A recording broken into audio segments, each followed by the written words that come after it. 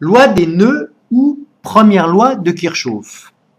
Voici un circuit dans lequel vous avez un générateur de force électromotrice 9 volts qui va fournir un courant I égale 1,35 ampères.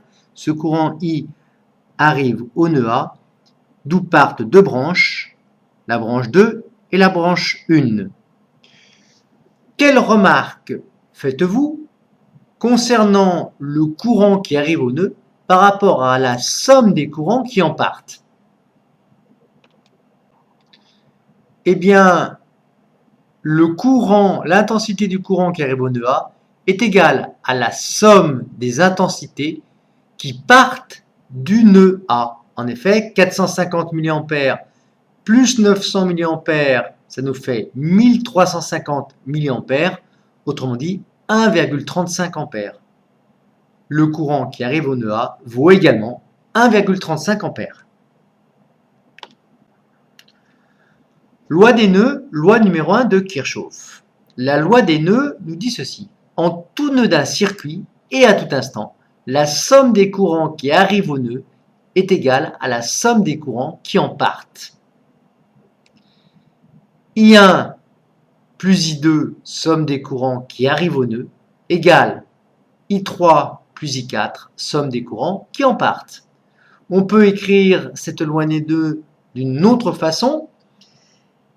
Eh bien, la somme des εk ik égale 0, avec εk égale plus 1 si le courant ik est orienté vers le nœud, c'est le cas de I2 et I1, et εk égale moins 1 dans le cas contraire, c'est le cas de I3 et I4.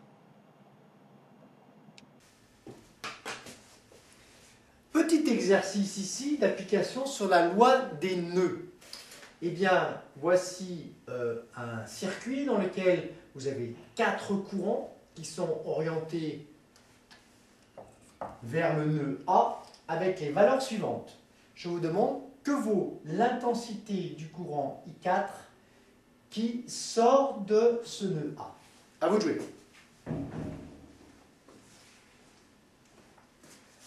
On écrit la loi générale des nœuds, somme des εk ik égale 0, avec εk égale plus 1 si le courant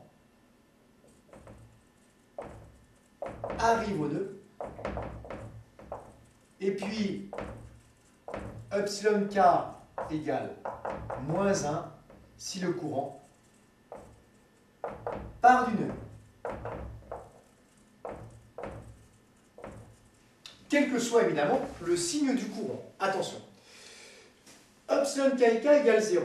Quels sont les courants qui arrivent au nœud? Eh bien, c'est I1 plus I2. Donc, on écrit 1 fois I1, parce que le εk il vaut 1, le courant I1 arrivant au nœud, plus I2, 1 fois I2, parce que, pour la même raison, I2 arrive au nœud,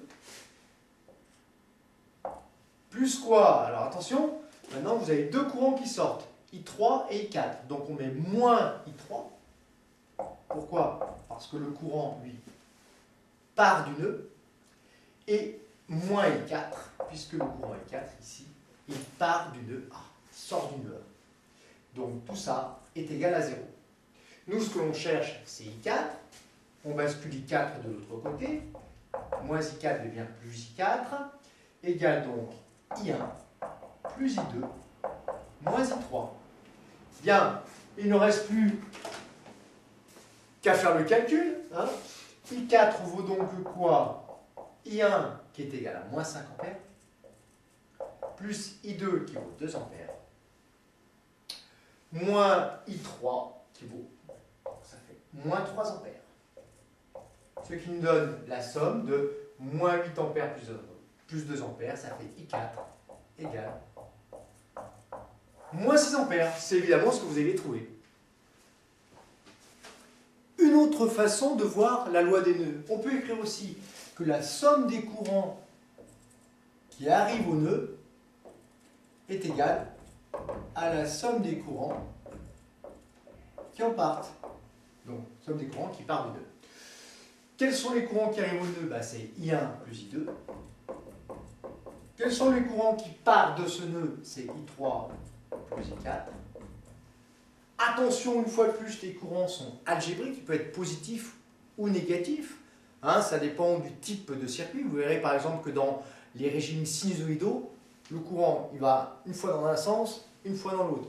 Une fois dans un sens, une fois dans l'autre. À un moment donné, il faut bien mettre une flèche pour indiquer le sens que l'on a choisi pour le courant dans le circuit.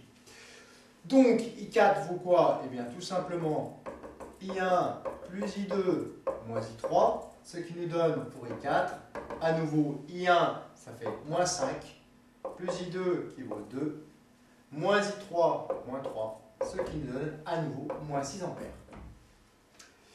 Si on avait à représenter les courants dans leur sens réel, qu'est-ce qu'on observerait? I2, 2 ampères, il arrive au nœud.